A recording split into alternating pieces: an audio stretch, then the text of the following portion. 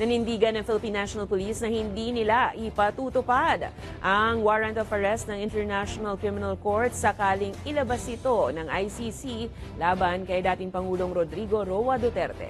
Ayon sa PNP, susundin nila ang unang naging pahayag ng Pangulong Ferdinand Marcos Jr. na labag sa jurisdiksyon ng bansa ang ICC.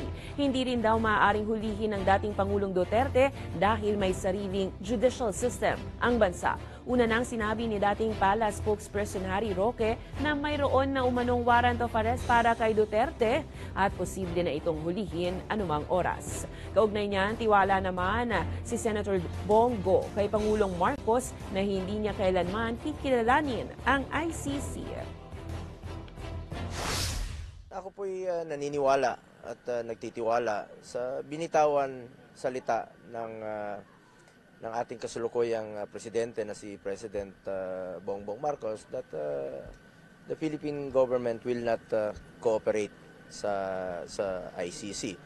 At nagsalita rin po ang former president na wala nga pong jurisdiction ang ICC dito sa ating bansa. So kung walang jurisdiction at walang cooperation na gagawin ang gobyerno, paano nila arestuhin?